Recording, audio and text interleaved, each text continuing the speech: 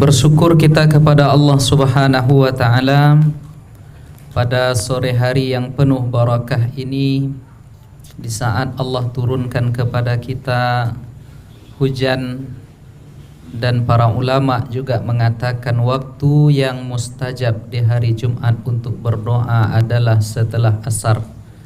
Alhamdulillah kita bisa bersama di majelis yang mulia ini. Mudah-mudahan apa yang kita lakukan menjadi penyebab beratnya timbangan kebaikan kita di akhirat kelak. Amin ya rabbal alamin. Salawat dan salam tak lupa kita hadiahkan kepada Nabi kita Muhammad sallallahu alaihi wasallam. Allahumma salli wa sallim ala sayyidina Muhammadin wa ala alihi wa sahbihi ajmain. Ibu-ibu, adik-adik santri yang dimuliakan oleh Allah, apa kabar semuanya? Alhamdulillah. Bosan, Bu? Enggak ya? Adik-adik bosan? Enggak ya? Ya, pekan lalu saya juga, sekarang saya juga. Memang kalau sudah kiper tuh yang maju macam mana lagi kan? Nah, tapi ini memang jadwal saya. Lalu saya tanyakan ke Ustadz Abdul Samad, tetap katanya sesuai jadwal. Ya, kan saya maunya beliau kan, karena pada pekan yang lalu beliau berhalangan. Saya kira beliau yang akan mengisi, karena dalam pikiran saya ibu-ibu ini bosan dengan saya. Kalau ibu-ibu bosan, saya juga. Ibu-ibu yang dimuliakan oleh Allah Subhanahu wa taala, pada sore ini kembali kita duduk bersama dalam rangka mengkaji hukum hakam agama kita ini, di mana pembahasan kita pada saat ini adalah adab-adab dalam puasa. Sebelum kita masuk ke adab puasa ini, para ulama itu mereka bersiap menyambut Ramadan 6 bulan sebelum Ramadan itu akan masuk. Jadi 6 bulan sebelum datang Ramadan itu mereka sudah mempersiapkan diri. Nah, kalau ibu-ibu kira-kira apa yang ibu persiapkan? Nah, yang bersiap-siap biasanya kita untuk lebaran, baik kue bawang, baik kacang tojin, baik peye. Itu rukun wajib itu setiap lebaran, yang 3 itu. Jadi kalau tidak ada yang 3 itu di rumah, salah satunya berarti tidak lebaran orang. Ya, kalau tradisi kita peye, kacang tojin, apa lagi? Kue bawang. Jadi itu kita. Tetapi ternyata para ulama salafus saleh, pendahulu-pendahulu kita, pewaris-pewaris para nabi, 6 bulan sebelum datangnya bulan Ramadan mereka sudah mempersiapkan diri. Dengan apa? Tentunya dengan takwa.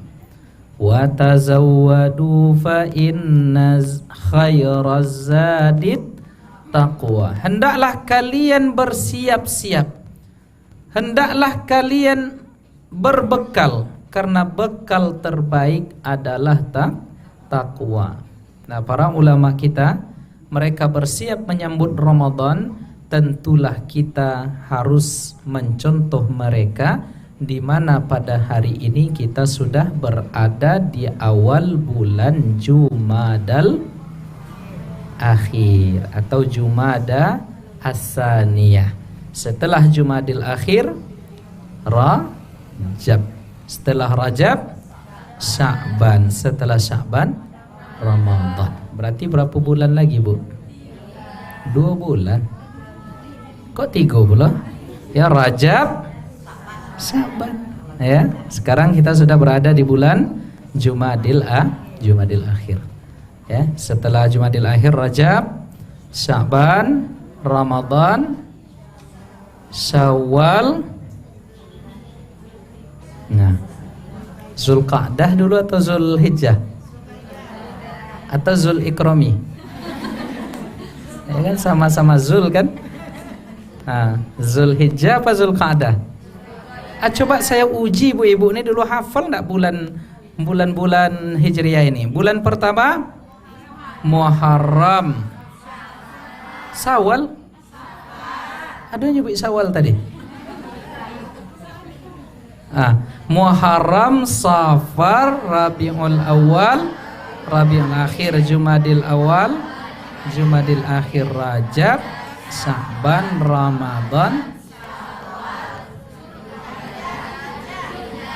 Yang dua Zulko ragu nampak. Mana yang duluan? Yang duluan adalah Zulqa'dah, baru terakhir Zulhijjah. Ndak Zulikrami deh bu. Zulikrami ala di depan dulu ya. Satu-satu yang paling ganteng di sini. Ya. Ndak, itu ndak ganteng tuh dong. Belum laku. Standar ganteng yang laku.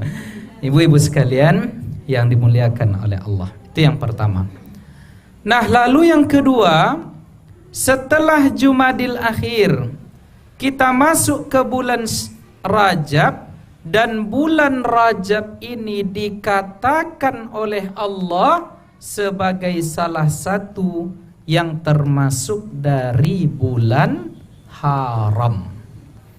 Inna iddatas syuhuri indallah, sesungguhnya jumlah bulan yang dibuat oleh Allah yauma khalaqas samawati wal ard, ketika Allah menciptakan langit dan bumi, ada 12 bulan yang diciptakan oleh Allah. Minha arba'atun hurum, dari 12 bulan itu ada 4 bulan yang haram.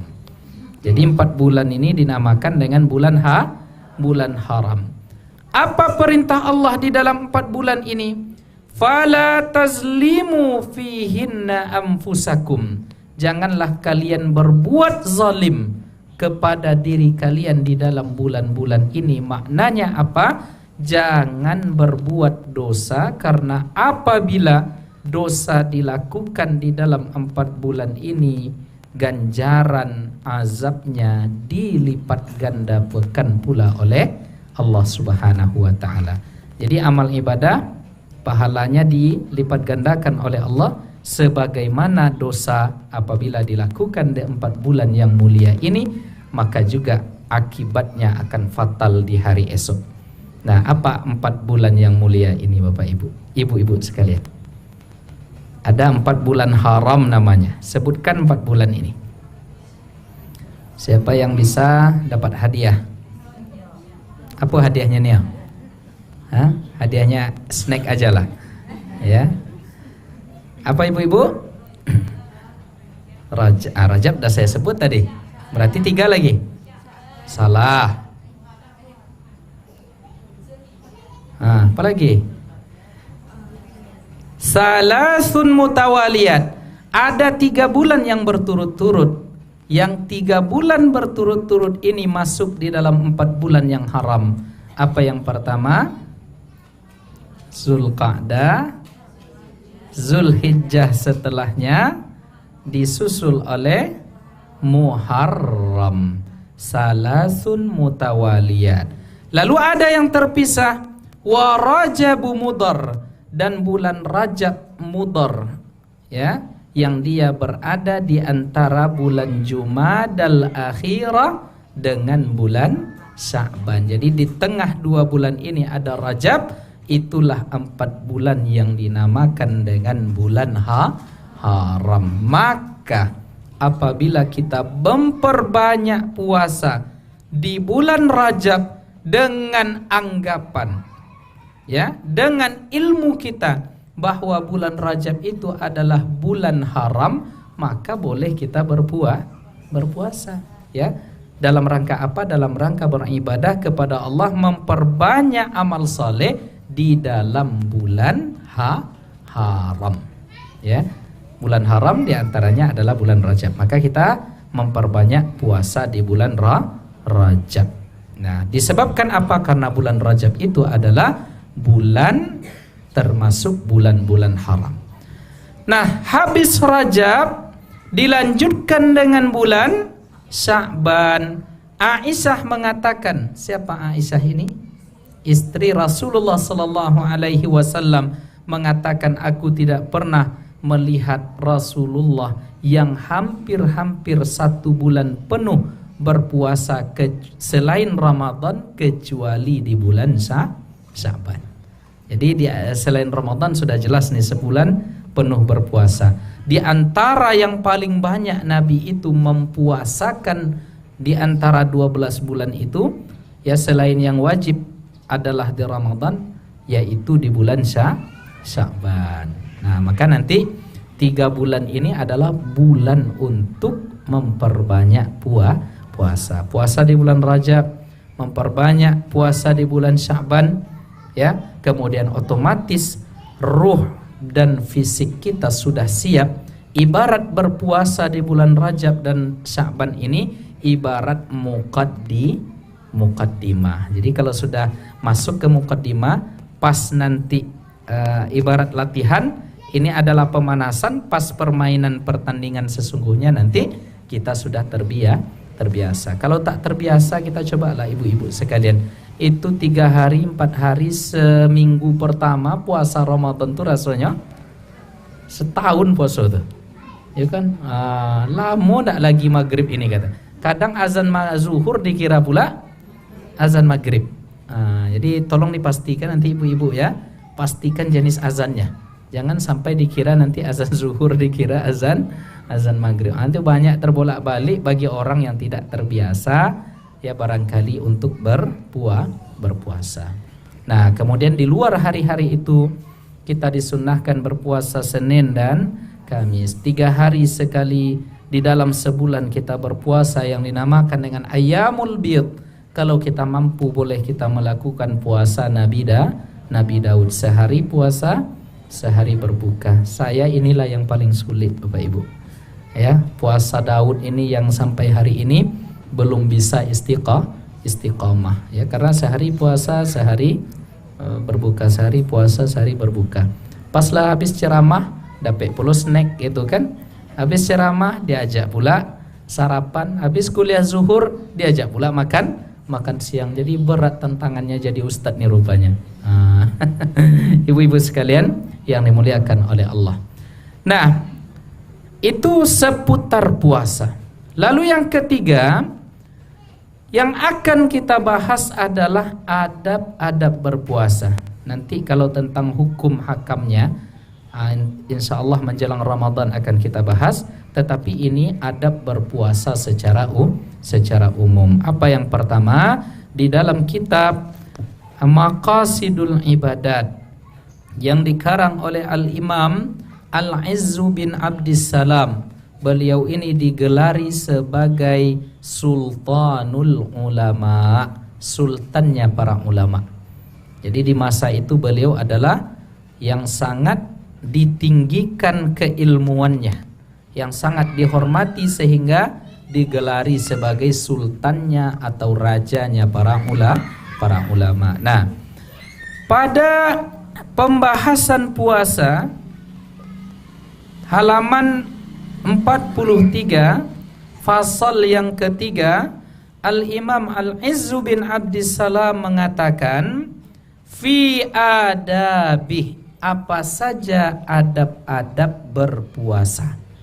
Nah, perlu diperhatikan ibu-ibu sekalian, ada rukun dalam berpuasa, kemudian ada syarat dalam berpuasa, kemudian ada adab-adab yang mencakup kesunnahan yang ada di dalam bab puasa.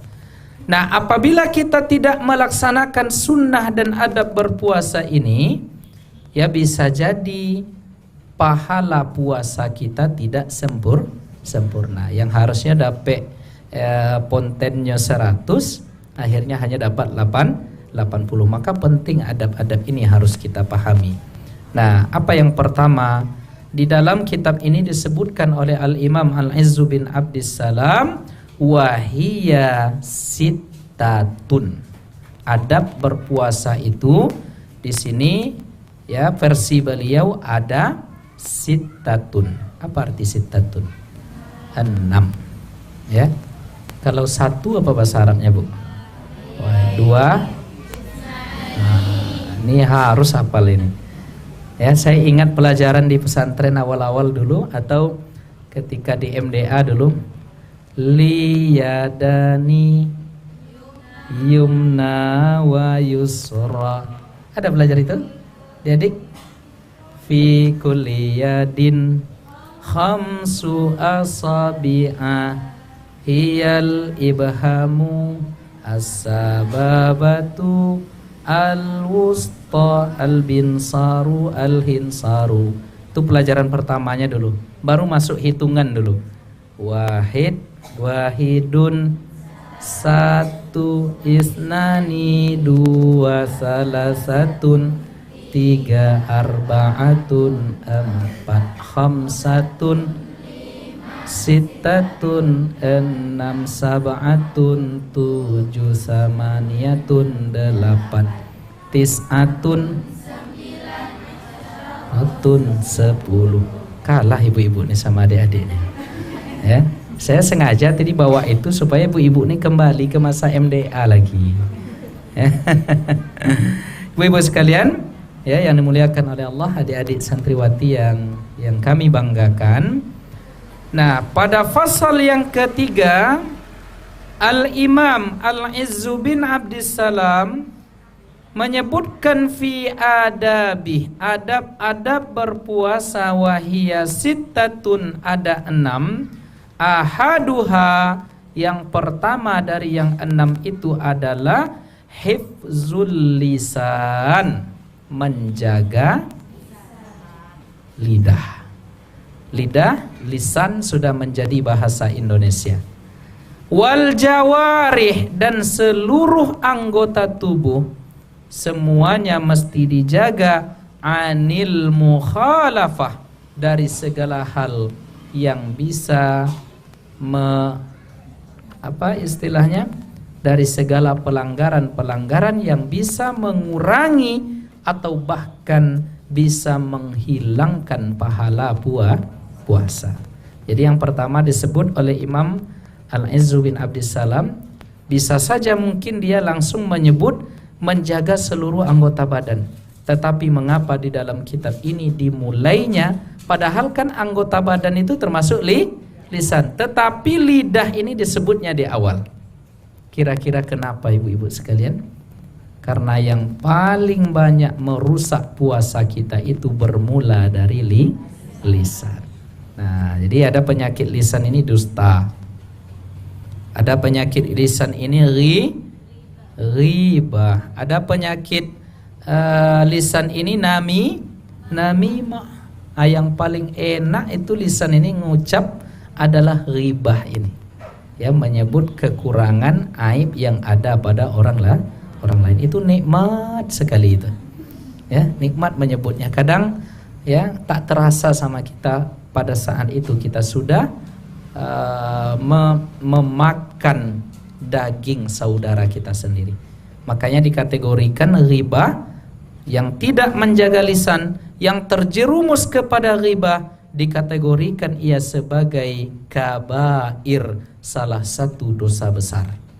Ya, kenapa? Karena Allah menyebutkan di dalam Al-Quran, ayuhibbu ahadukum ayyakula lahma akhihi maitam fakarihtumu. Apakah kalian rela memakan daging saudaranya sendiri dalam keadaan sudah menjadi bangkai? Pasti kalian tidak suka. Jadi saat kita beribah, saat itu kita sedang memakan daging saudara kita. Aku biasanya Bu ya, banyak terjadi di ibu-ibu. Biasanya, bukan ibu-ibu di sini, mungkin di sana. Ya, apa contohnya? Ya, beli sayur misalnya ke tukang sayur. Ya, yang dibeli pucuk ubi ya. Tapi cerita di situ sejam lebih menyebui uang. Ya, iya tuh Bu. Ngaku aja lah. Nampak wajah-wajah ini. Ya, semoga kita tidak Nah, ini saya gara-gara saya nuduh ibu-ibu batuk saya jadi. Apa istilahnya nih?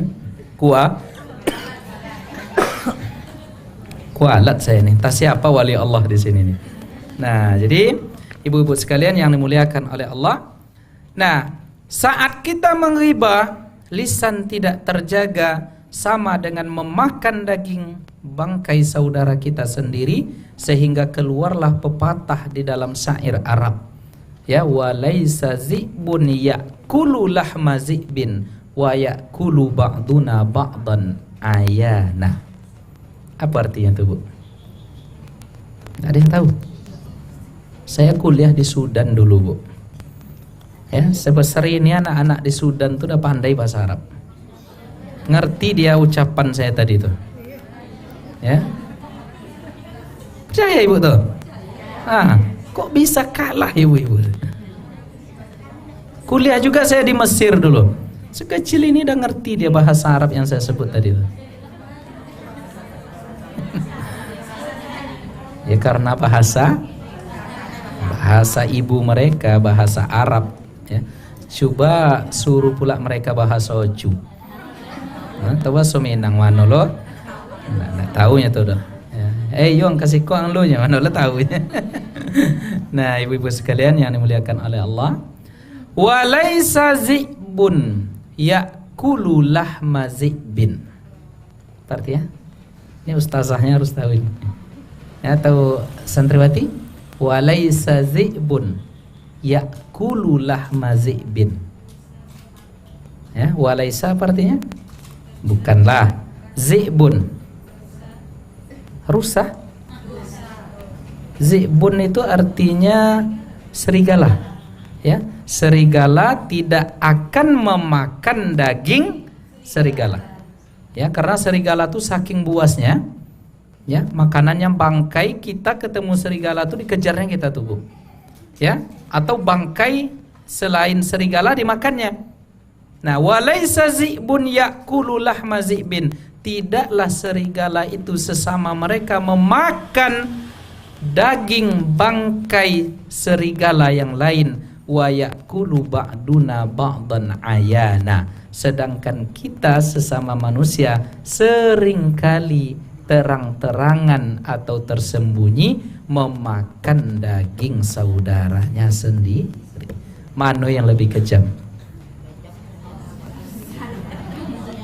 Mana yang lebih kejam, Bu? Jadi santriwati, mana yang lebih kejam? Manusia apa serigala? Manusia yang menghibah. Kalau pertanyaannya siapa yang mana yang kejam, kejamlah serigala lagi kan? Tapi kalau mereka berghibah pada saat itu, mereka lebih kejam daripada serigala. Ya, dulu kini serigala berbulu domba. Dulu kini serigala bercelak mata. Dulu serigala begincu ini. Hati-hati, Bu, ya. Ada yang merasa? Enggak, ya. Kalau tak merasa nih dah mantap ini, ya. Nah, jadi yang pertama menjaga lisan dan anggota badan. Nabi Muhammad SAW diriwayatkan oleh Al-Imam Al-Bukhari, man lam yada' qaulaz zur, siapa yang tidak meninggalkan ucapan dusta, ucapan dosa, ya, turunan dari penyakit lidah tadi, wal amala bihi, atau mengamalkan perbuatan-perbuatan dosa, falaisa lillahi hajatun fi ayyada'a ta'amahu wa syarabah. Allah tak berhajat lagi kalau dia walaupun tidak makan dan tidak minum. Jadi artinya apa? Siapa yang masih berbincang dengan lisannya, yang lisannya itu ucapannya berujung kepada dosa, lalu perbuatan anggota tubuhnya berujung kepada dosa, maka Allah tak memperdulikan lagi mau puasa kau mau tidak, aku tak peduli kata Allah. Maka oleh sebahagian ulama Hanafiyah, mereka mengatakan berdusta, menghibah membatalkan puasa. Tetapi mayoritas ulama mengatakan tidak batal, hanya saja ibarat apa namanya itu? Ibarat semangkuk apa makanan khas kita di sini. Ibarat durian, tapi lah apa durian tadi? Sudah ya enggak ada isinya. Atau mungkin yang harusnya ada 5 6 durian apa itu kan buahnya tinggal satu. Nah, itulah ibaratnya. Jadi menurut mayoritas ulama memang tidak batal, tetapi menurut sebahagian ulama Hanafiyah mengatakan dusta, ghibah, namimah, adu domba dan penyakit lisan itu membatalkan puasa. Dalilnya sama-sama hadis riwayat Al-Imam Al-Bukhari dan Al-Imam At-Tirmizi ini. Lalu di dalam hadis lain yang diriwayatkan oleh Imam Ahmad, apa kata Rasulullah? Rubba qaimin, betapa banyak seseorang hazzuhu min qiyamihis sahar, bahagian yang dia dapat dari qiyamul lail, salat malamnya hanyalah begadang. Jadi bangun dia jam 3 itu yang didapatkannya hanyalah begadang dan ngantuknya, pahalanya tak ada. Begitu juga kata Rasul, wa rubba shaimin, betapa banyak orang yang berpuasa, bahagian yang dia dapat dari puasanya hanya al-ju'u wal atashu, lapar dan dahaga. Jadi ibarat kata orang awak puasa, orang puasa lo awak. Yang puasa sesungguhnya awak ndak tahu. Jadi inilah yang dibahasakan oleh Nabi, banyak yang berpuasa tetapi yang dia dapatkan hanyalah lapar dan dahaga. Awak puasa nonton jo apa namanya? Berita-berita selebritis. Ada artis yang kecelakaan, anaknya diasuh oleh ini, berebut hak warisan, ayahnya begini-begini. Tahu ibu tuh? Tahu masa enggak? Ustadz aja tahu, ya. Saya tahunya karena kadang di Instagram tuh kan lewat beritanya kan. Nah, itu baca-baca juga sedikit gitu. Ibu-ibu sekalian. Jadi heboh ya, dalam artian dia berpuasa tetapi masih mengikuti informasi-informasi riba, namimah, maka lebih baik itu kita tinggalkan. Jadi yang pertama, adab berpuasa itu adalah menjaga lidah dan anggota tubuh yang lain, termasuk mata. Ya, jangan lebih banyak pula memandang TV, memandang handphone daripada kita memandang mushaf Al-Quran. Termasuk telinga, ya, termasuk seluruh anggota badan kita, jangan sampai dicampakkan di dalam perbuatan yang tidak dibenarkan oleh Allah Subhanahu wa taala. Itu yang pertama. Nah, lalu yang kedua apa? Ini berlaku umum juga di seluruh puasa. Ya, apalagi ini puasa wajib.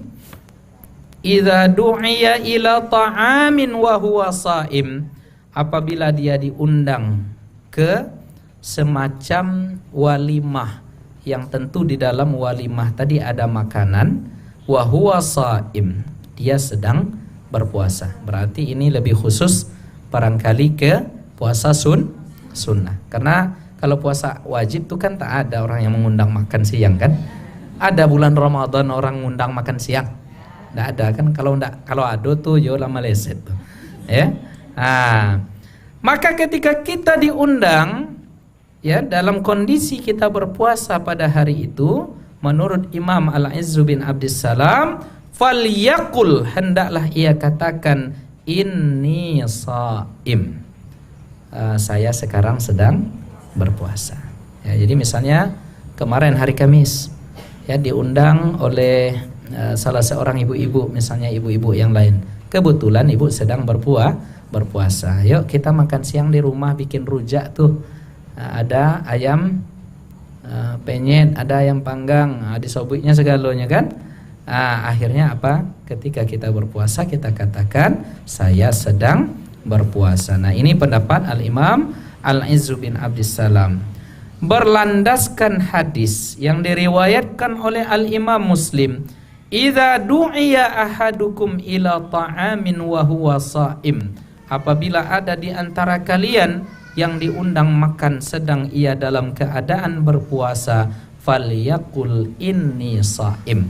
Hendaklah ia berkata saya sedang berpuasa. Jadi dengan menyebut kita berpuasa bukan berarti saat itu kita sedang riya, tidak, karena riya itu hanya persoalan hati. Tapi disebutkan pula di sini yadhkuru zalika i'tizaran ila da'i. Dia menyebut itu, ya, dia menyebut dia lagi berpuasa itu dalam rangka meminta uzur, ya, memohon permakluman kepada orang yang mengundang. Supaya apa? Supaya orang mengundang ini tidak tersinggung atau tersungging. Nah, apa istilahnya itu? Li'alla yankasira qalbuh. Dikatakan di sini supaya, kalau terjemah bebasnya, supaya tidak pecah hatinya. Jadi supaya tidak tersinggung. Nah, jadi boleh kita sebut, mohon maaf Bu, saya lagi puasa, tapi kok ada bungkuinya ndak japo dong. Nah, jadi agak-agak bergurau sedikit kan, supaya hati orang yang mengundang itu tidak apa. Kan kadang dulu seketik tersinggung. Ya, dulu tipe manusia mau dia tutup, Bu. Dikit-dikit tersinggung, orang ndak nyebut dia baper. Penyakit baper nih tolong dikubur hidup-hidup. Ya, kok dikubur hidup-hidup, gimana pula itu? Ya, penyakit terlalu baper nih jangan terlalu dihiraukan. Nah, jadi disebutkan di sini oleh Al-Imam Al-Izzu bin Abdissalam, fa in khafar riya, kalau ternyata tak bisa dia menjaga hati dengan menyebut dia berpuasa itu, khawatir dia nanti akan riya, warra bi uzrin akhar, boleh dia mencari alasan lain selama tidak berdusta. Dia khawatir dia riya, misalnya diundang orang dia pergi makan walimah. Kira-kira apa alasan yang tepat untuk ibu-ibu nih? Tapi ndak berbohong akhirnya. Cuman cara itu? Pikiran surang ya? Poning lo mikirnya gimana caranya tuh. Kalau disebut nanti riya, cari alasan lain agak sulit juga, nak. Cuman Bu, ada ndak alasan kita diundang, lalu kita cari alasan yang itu mohon maaf ya Bu, itu suami lagi nunggu di rumah misalnya. Boleh nggak itu? Boleh ya? Kalau memang suaminya nunggu. Kalau suaminya nak menunggu, serakaulah nak pulang nak ndak gitu ya kan? Jadi pandai-pandailah mencari alasan, karena yang paling tahu dengan kalbu kita adalah kita sendiri. Kalau saya biasanya saya bilang aja, ya, karena masalah hati itu bukan berarti saat itu kita sedang riya. Ya, yang riya itu kita membuat status di Facebook saya lagi puasa. Itu ya riya namanya itu. Ya, atau diumumkan di masjid, mohon ibu-ibu ketahuilah saya sekarang sedang berpuasa dan saya ini orang soleh. Itu ya bongak namanya tuh, ya, itu bongak. Bapak ibu-ibu sekalian yang dimuliakan oleh Allah, adik-adik yang kami banggakan. Jadi yang kedua, boleh kita mengatakan kita berpuasa. Tapi kalau puasa sunnah yang kiranya kita tidak mendapati alasan yang tepat, ya, kita juga khawatir kalbu kita sentuh oleh riya. Lalu kita lihat bahwa dengan datangnya kita, ya, makan kita di situ tersambung silaturahim, ada maslahat yang kuat di sana, ya, ada tujuan lain silaturahim, silah ukhuwah, kemudian orang mungkin bisa mendapatkan nasihat kita, maka pada saat itu kalau puasa sunnah boleh kita berbuka. Ya, karena kalau kita lihat nanti, ya, secara maslahat ini nampaknya lebih elok buat batalkan lagi, karena bisa nanti masuk dakwah di situ, kemudian menjaga hati saudara kita. Nah, kalau rasa-rasanya tak bisa dengan dua cara tadi, maka dalam puasa sunnah boleh kita batalkan. Nah, jadi tengok-tengok kondisi. Tapi puasa wajib jangan perlu dibatalkan. Nah, jadi itu yang kedua. Nah, lalu yang ketiga, adab berpuasa itu adalah yaqulu idza aftar. Ada amal lisan yang harus diamalkan demi menjaga adab kita dalam berpuasa. Ketika berbuka kita berdoa. Di sini disebutkan ada 3 redaksi doa. yang disebutkan oleh Imam Al-Izzu bin Abdissalam. Redaksi pertama riwayat Imam Abu Daud. Ya, ketika berbuka puasa itu kita katakan zahabaz zama'u wa batallatil uruqu wa sabatal ajru insyaallah. Jadi minum sedikit dulu baru berdoa seperti itu. Kemudian di dalam riwayat Ibnul Mubarak dan Al-Imam Al-Baihaqi di dalam As-Sunan Al-Kubra, ia mengatakan, ya, hadis Nabi Muhammad SAW ini yang paling banyak kita amalkan. Allahumma laka sumtu wa ala rizqika aftartu. Nah, ini redaksi yang kedua. Kemudian redaksi yang ketiga lagi-lagi diriwayatkan oleh Al-Imam Al-Baihaqi dan Ibnu Sunni, ya, di mana beliau mengatakan di antara doa yang kita ucapkan ketika berbuka puasa itu, alhamdulillahilladzi a'anani fasumtu wa razaqani faaftartu. Hafal yang ketiga nih, Bu. Alhamdulillahilladzi a'anani fasumtu. Segala puji bagi Allah yang sudah menolong membantuku sehingga aku bisa berpuasa, wa razaqani, dan karena rezeki dari Allah lah aku bisa berbuka. Nah, itu 3 jenis doa yang kita ucapkan ketika berbuka puasa. Tapi yang sering kita ucapkan adalah Allahumma laka sumtu. Kalau tak hafal bahasa Arab, bahasa kita, bahasa Indonesia, ya, minimalnya membaca bismillahi walhamdulillah. Itu yang ketiga. Lalu yang keempat, ar-rabi' ma yuftiru alaihi. Dengan apa kita berbuka? Nah, ini ada sunnahnya, ada adabnya. Yang pertama adalah rutab, kurma basah. Kalau jenis sekarangnya, kalau ibu-ibu cari merek kurma basah itu sukari, ya, kurma yang agak basah. Ya, kalau tak ada kurma basah, autamar, kurma kering. Kalau kurma kering banyak, ada kenaizi, ada kurma, ya, ada kurma, ya banyak lah. Ya, silakan dicari, ya. Atau kalau tak ada, auma, atau air. Nah, diriwayatkan dari Rasulullah sallallahu alaihi wasallam. Jadi yang sunnah itu adalah kurma, bukan yang manis-manis. Ya, kini ada loh pemahaman yang mengatakan kalau tak ada kurma yang manis, cola, es teh, apa boleh? Yang banyak gula. Bukan gula itu yang sunnah. Ya, tetapi kurmanya. Ya, kalau tak ada kurmanya, ya silakan dengan air. Nah, tapi kalau ada kolak pisang, kolak apa boleh? Kolak apa biasanya ibu-ibu buat? Kolak ubi, kolak pisang, kolak jagung. Yang bulat-bulat tuh apa namanya? Ondel-ondel. Kalau bahasa kampung kami namanya gelopung. Atau gelopung, Bu. Jadi itu boleh juga. Yang penting berbuka. Ya, tapi kalau kita lihat ya alur sunnahnya, maka lebih disarankan, ya, adabnya adalah dengan kurma basah atau kurma kering, atau kalau tak ada dua ini, minum air pun itu sudah mencukupi. Di mana Rasulullah sallallahu alaihi wasallam diriwayatkan darinya, kana yuftir qabla ayyusalli. Jadi sebelum salat beliau buka puasa dulu. Rasulullah itu kemudian buka puasanya ala rutabat. Ya, disebutkan Rasulullah itu 3 butir kurma basah. Ya, dia buka berpuasa dengan makanan itu. Fa illam yakun fatamarat. Kalau dia tak berbuka dengan kurma basah, dengan kurma kering.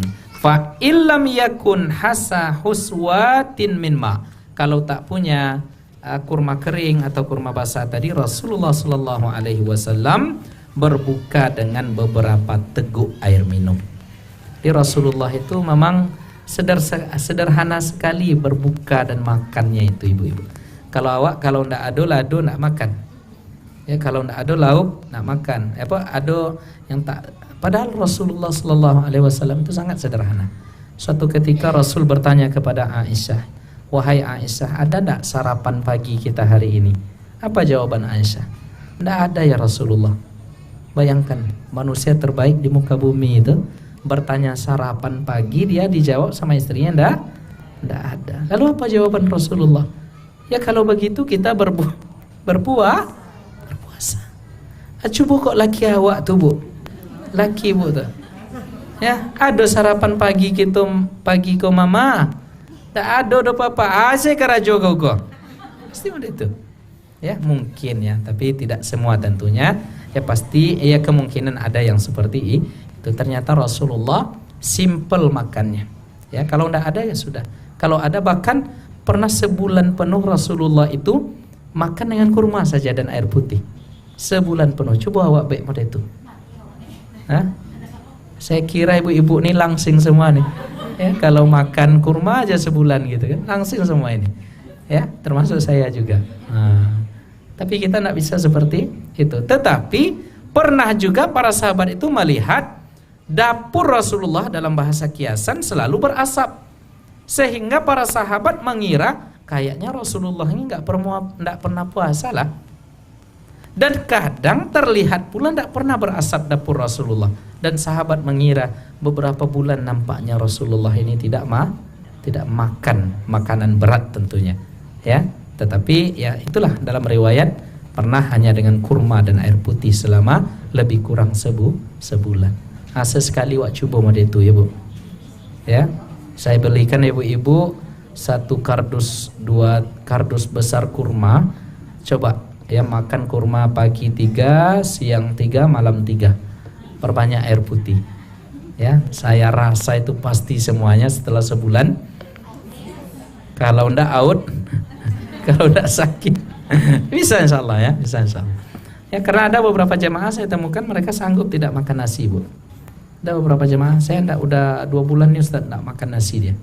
Dia ndak makan nasi tapi yang dimakan ya lauk-lauk aja. Ya. Ya memang bagus badannya setelah itu. Ya kalau kita mampu ya silahkan juga. Tapi prinsip yang paling prinsip dalam makanan dan minuman jangan berlebih-lebihan. Itu saja. Ya. Kulu washrabu wala tusrifu. Makanlah, minumlah tapi jangan berlebih-lebihan. Datang puluh orang awak. Ditafsirkannya ayat itu makanlah, minumlah jan balabiah. Tahu Pak? Jan balabiah itu tahu artinya? Semuanya nampak habis. Itu penyakit awak itu. Na'udzubillah. Jadi itu yang keberapa tadi ibu-ibu? Itu kan lupa. 4 apa 5? 4. Nah, lalu yang kelima dan yang keenam. Yang kelima adalah ta'jilul fitri, menyegerakan berbuka. Segerakan berbuka. Tapi pastikan azannya azan maghrib. Jangan beko azan asar ala berbuka dan disegerakan. Ya, menyegerakan berbuka. Jadi kalau sudah pasti valid, sudah masuk waktu, segeralah berbuka. Jangan merasa lebih soleh dan bertakwa puasa agak setengah jam lagi supaya lebih banyak pahalanya. Tidak, salah. Ya, justru dengan mempercepat berbuka itu lebih banyak pahalanya. Lalu yang keenam, wa ta'khirus sahur, dan memperlambat sahur. Jadi misalnya ada sekitar setengah jam sahur, ya setengah jam menjelang subuh, makan kita di situ, ya. Pastikan jangan beku ketika masuk ke mulut orang azan itu ditelan apa dikeluarkan? Telan. Itu ajaran sesat itu bu, ya. Kalau udah azan orang ada makanan di mulut, buang segera. Ya tak boleh ditelan, batal puasa nanti. Ya begitu. Nggak tahu selama ini. Berarti sering kayak gitu. Jadi pas lagi makan orang azan gitu ya. Jangan kayak kami di Mesir dulu. Ya, pas lagi terlambat ya. Tapi saya nggak masuk kayak gitu. Kawan saya maksudnya. Ini pas lagi makan azan udah azan subuh. Ya kawan-kawan ini karena begadang tadi malamnya musim panas kan. Terlambat pula bangun makan. Kenapa masih makan? Kan orang udah azan kata saya. Itu kan azan di masjid itu katanya. Yang masjid sana belum azan lagi katanya. Aduh ya. Ya tapi itu kalau sudah valid masuk waktunya batal puasa. Ya, jadi segera dikeluarkan. Nah, jadi apa dalilnya? Di dalam hadis yang diriwayatkan ya oleh Al-Imam Bukhari, Rasul mengatakan Tasahharu fa inna fis sahuri barakah. Bersahurlah karena di dalam sahur itu ada berkah. Minimal minum air putih. Jangan pula merasa kita soleh ya lebih banyak pahalanya kalau tidak sahur. Saya kan tidak sahur, tentu lebih banyak pahala saya, sanggup saya berpuasa. Tidak begitu ya. Justru dengan bersahur itu ada barakah. Kemudian di dalam hadis yang diriwayatkan oleh Imam Bukhari juga, Nabi mengatakan la yazalun nasu bi khairin ma ajjalul fitrah, ya, bahwa kalian selalu dalam kebaikan selama kalian menyegerakan berbuka. Dan Rasulullah sallallahu alaihi wasallam dalam riwayat Imam Ahmad ya berkata, qala Allahu azza wa jal, Allah berfirman. Jadi ini hadis qudsi. Apa kata Allah? Ahabbu ibadi ilayya a'jaluhum fitra. Yang paling aku cintai dari hambaku itu adalah yang menyegerakan berbuka. Nah itulah ya 6 adab dalam berpuasa, baik puasa sunnah ataupun puasa wajib yang hendaknya kita lakukan. Dan kita tentunya berdoa bermohon kepada Allah semoga Ramadan tahun ini yang 2 bulan lagi akan datang dipanjangkan umur kita untuk berjumpa dengannya, dan kita diberikan kekuatan untuk maksimal beribadah di dalamnya. Amin, amin ya rabbal alamin. Sudah lebih kurang 1 jam ya saya menyampaikan materi. Barangkali sampai di sini. Sebelum kita tutup mungkin ada pertanyaan. Ada pertanyaan?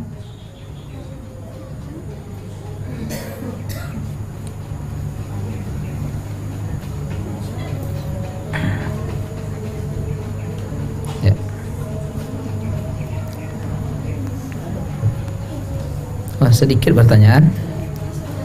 Alhamdulillah. Kalau banyak risau juga saya menjawabnya. Kalau sedikit kan senang hati saya. 3 ibu ya. Saya baca dulu, nanti setelah saya baca enggak dapat saya jawabannya kan malu saya itu.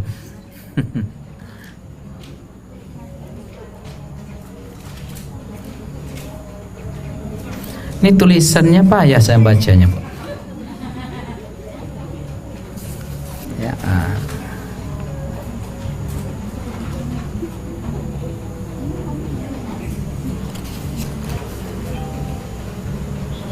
Baik, Ustadz, ada 2 pertanyaan. Yang pertama, apabila setelah beberapa jam kita sahur, kemudian kita sendawa dan masih terasa makanan, apakah puasa kita batal?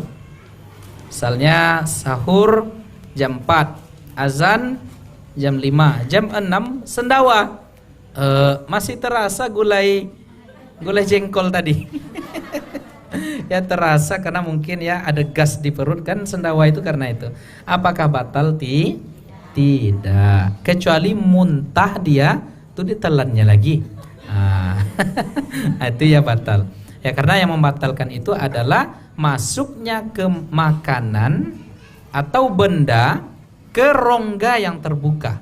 Jadi masuknya makanan ke rongga yang terbuka. Telinga masuk ke rongga, kemudian hidung masuk ke rongga. Ya, kemudian mulut masuk ke rongga. Kalau mata tidak, ya, maka itu tidak membatalkan karena dia dari dalam, dan yang dirasakan hanya rasa, bukan makanan. Jadi puasanya tidak batal. Jadi lanjutkan Bu, jangan perlu minum setelah itu. Nah, yang kedua, ketika Ramadan masuk,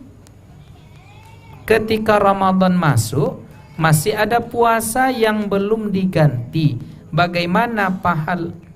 Bagaimana pahala puasa? Ayah baca tulisannya nih. Bagaimana pahala puasa kedua Ustadz?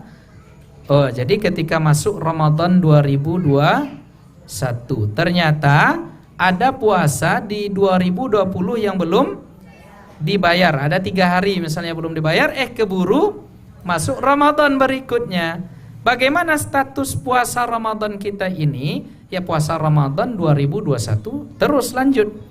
Ya lalu bagaimana status puasa kita 3 hari yang misalnya tak sempat terbayar lalu masuk Ramadan tahun berikutnya, maka 3 hari itu ditambah, ya, tetap diganti di luar Ramadan 2021, tetapi 1 harinya dibayar ditambah dengan membayar fidyah. Paham Bu ya? Itu ijma' ulama, sudah konsensus ulama. Jadi ada 3 hari yang ibu-ibu tak berpuasa di tahun lalu, tak sempat mengganti masuk Ramadan tahun berikutnya. Yang 3 hari ini setelah Ramadan tahun ini nanti tetap diganti 3 hari, tetapi 1 harinya masing-masing ditambah dengan fidyah. Jadi tak berlaku kelipatan. Ya, dulu orang memahami, oh berarti kalau tidak berpuasa 3 hari berarti bayarnya besok 6 hari. Tidak. Tetap yang 3 hari itu yang tidak dibayar, yang dibayar lalu ditambah 1 harinya masing-masing ditambah dengan fidyah. Itu 2 pertanyaan pertama. Assalamualaikum Ustaz. Waalaikumsalam. Misalnya kita tidak bisa menjalankan puasa di bulan Ramadan, ada penyebabnya karena sakit mah kronis. Gimana caranya menggantinya Ustaz? Apa boleh diganti dengan beras? Ya, ini maksudnya dibayar fidyah. Kalau bisa dengan uang, berapa jumlah uangnya? Kalau bisa diganti beras, berapa jumlahnya? Sekian, terima kasih Ustaz. Ya, yang pertama kali yang perlu dipahami, sakit yang membolehkan kita untuk tidak berpuasa itu ada 2 macam. Ada sakit biasa yang masih sembuh. Ini yang ada kemungkinan sembuh. Ini menggantinya tetap dengan qadha. Ya, qadha itu diganti pada hari yang lain. Faman kana minkum maridan aw ala safarin fa'iddatun min ayyamin ukhar. Siapa yang dalam perjalanan atau dia sakit, maka ganti di hari yang lain. Nah, tetapi kalau mah kronis ini Bu, ini tidak, rasa-rasanya masih bisa sembuh. Ya, banyak orang sudah terbaring terkapar gara-gara mah kronis ini bisa sembuh. Dan bahkan terapinya puasa. Ya, insyaallah bisa, ya, kecuali ada pendapat dokter ahli yang paham secara medis, ini sudah berbahaya kalau dibawa berpuasa dan sulit, ya, dalam beberapa tahun ini nampaknya akan sulit. Nah, maka ini, ya, wallahu taala a'lam, ada sakit yang kemungkinan tidak sembuhnya itu besar, ya, maka boleh diganti dengan fidyah. Nah, boleh diganti dengan fidyah. Tapi kalau masalah sakit mah ini Bu, lebih ke motivasi aja sebenarnya, ya, lebih ke motivasi. Ya, saya sakit mah juga, asam lambung. Kalau dibawa puasa dia sehat, tapi kalau tidak puasa macam-macam aja rasanya, ya enggak? Jadi justru puasa itu obatnya. Jadi saya jawab dulu, yakinkan diri bisa berpuasa. Jangan risau masalah sakit mah, justru itu obatnya. Ya, kalau banyak penyakit, banyaklah berpuasa, yakin. Jadi itu dulu yang ingin saya sampaikan. Nah, kemudian terakhir, Assalamualaikum Ustaz, bagaimana caranya kita agar terhindar dan dijauhi dari dosa ghibah, sementara orang di sekitar lingkungan kita suka melakukannya? Ya, wa'arid anil jahilin. Apa istilah itu? Menghindarlah dari orang-orang yang, maaf cakap, orang-orang bodoh.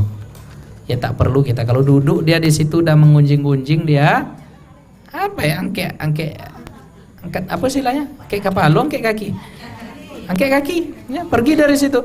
Ya, tentu dengan cara yang sopan, ya, cara mohon maaf Bu gini. Atau kalau berani Bu mengatakan deh, lain cerita nampaknya kok mah, ala bukan ambu orang sok suci Bu, tapi sakit telinga Bu. Itu. Jadi pandai-pandai Bu, ya. Jadi caranya menghindar. Jangan menikmati pula di situ. Oh, orang nyebut si fulan, oh yo mau itu ya tuh katanya. Jadi wa'arid anil jahilin, ya. Jadi tetap kita menghindar. Adakah ghibah yang dibenarkan? Boleh. Ada ghibah yang dibenarkan. Contohnya menyebut orang zalim. Misalnya si fulan tuh siapa tuh zalim, hati-hati. Ya, dalam rangka supaya orang terhindar dari keburukannya. Jangan berkawan jo si fulan itu. Si fulan tuh lisannya tajam. Boleh kita sebut begitu supaya orang terhindar dari keburukannya. Kemudian ada disebutkan oleh Al-Imam Al-Ghazali, tetapi mohon maaf saya tidak bisa merincinya ya, poin-poin boleh atau tidaknya kebolehan kita berghibah itu. Kemudian yang kedua, yang dibolehkan kita berghibah itu dalam rangka litta'rif, mengenalkan orang lain kepada orang yang tak tahu. Bapak tahu si A enggak? Si A tuh banyak. Mbak, contoh, ibu-ibu, saya bertanya, Bu, kenal Bu siapa namanya ya? Pas Bu Wati, ada Bu Wati? Enggak kan? Ada. Kenal Bu Wati. Kata ibu, Bu Wati yang mana? Bu Wati banyak di sini. Bu Wati yang pendek, atau Bu Wati yang kutilang? Apa kutilang? Kurus tinggi langsing. Atau Bu Wati yang apa? Pokoknya untuk terpaksa disebutkan kekurangannya untuk orang lain supaya kenal, orang tahu. Itu boleh. Ya, jadi yang kedua seperti itu. Dan ada beberapa hal yang dibolehkan kita berghibah, tapi yang seingat saya yang dua itu. Kemudian ada yang ketiga, dalam rangka kita menyebut dalam rangka jarah dan ta'dil dalam persoalan agama. Ya, misalnya terpaksa menyebut kekurangan seseorang supaya kita berhati-hati dengan riwayatnya atau kajiannya. Misalnya, Bu Ibu, hati-hati jangan ngaji ke si fulan, karena si fulan itu kajiannya sesat. Itu boleh. Ya, supaya orang selamat agamanya dan imannya. Karena kalau kita biarkan nanti dia ngaji misalnya ke kelompok-kelompok sempalan di dalam Islam, ini kan berbahaya. Boleh kita sebut tuh yang pengajian gitu tuh jangan ikut, pengajian begini jangan ikut, dan lain sebagainya. Jadi itu 3 di antara ghibah-ghibah yang dibolehkan. Itulah barangkali ibu-ibu yang dimuliakan oleh Allah Subhanahu wa taala, karena setengah jam lagi kita akan masuk waktu maghrib. Kita tutup kajian kita ini dengan berdoa kepada Allah Subhanahu wa taala. A'udzubillahi minasyaitonirrajim. Bismillahirrahmanirrahim. Alhamdulillahirabbil alamin. Shalatu wassalamu ala asyrafil anbiya'i wal mursalin sayyidina wa maulana Muhammadin wa ala alihi wa sahbihi ajmain. Allahumma ighfir lana dzunubana wa liwalidina warhamhum kama rabbawna shighara.